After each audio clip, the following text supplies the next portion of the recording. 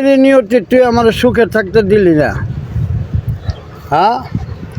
বড় আশার বাসা বাঁধি, কিন্তু কেন এভাবে তুই ভাঙ্গা দেস আমি কিছুই বুঝি না।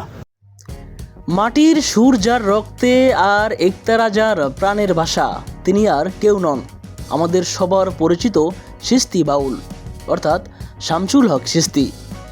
দীর্ঘ 3 দশকেরও বেশি সময় ধরে দেশের আনাচে কানাচে গান গেয়ে মাটির মানুষকে ভুলিয়ে রেখেছিলেন তিনি।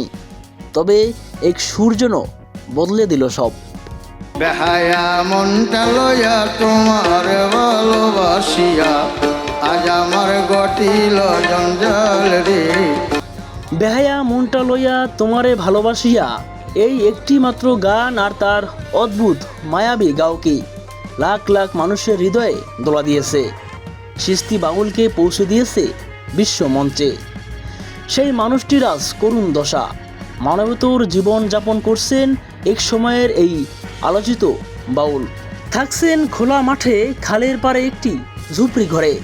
দুর্ভাগ্যের বিষয় হলো সেই ঝুপড়ি ঘরটিও ভেঙে দিয়েছে একটি বালুভর্তি বালহেট। এমনটি দাবি এই শিল্পীর। চরম অর্থ সংকটে থাকা এই মানুষটি এখন যেন আরও সংকটে পড়ে গেছে। সেই ভাঙা জরাজীর্ণ ঘরে তার গানের সামগ্রী এবং আসবাবপত্র দেখিয়ে আকুতি করছেন। নদী দিয়া যাবে জাহাজ, কত দূরে নদী, অত সেইখানে কোন কৌশলে হেরা এই ঘরটা ভাঙ্গা দিয়া গেল। শুধু ঘর পর্যন্ত তো শেষ সীমানা না, এই যে ঘরের ভিতরে আমার মহামূল্যবান ওষুধপত্র বা বর্ণনা দেওয়া মুশকিল।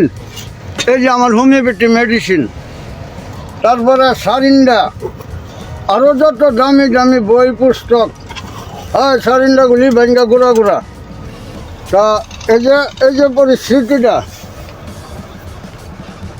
আমি দোষ দিমকারে নিয়তি তরি কয়ে রাখি তরে।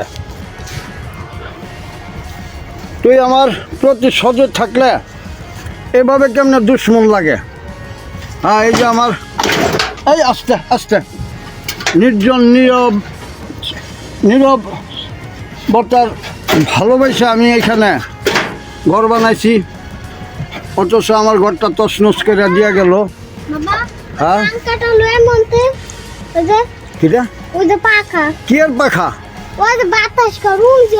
আচ্ছা পরে আস্তে আস্তে তাড়াহুড়া করে কাছের মাঝে গিয়া লাগলে কাচ্চা কুচ্চা যাবো।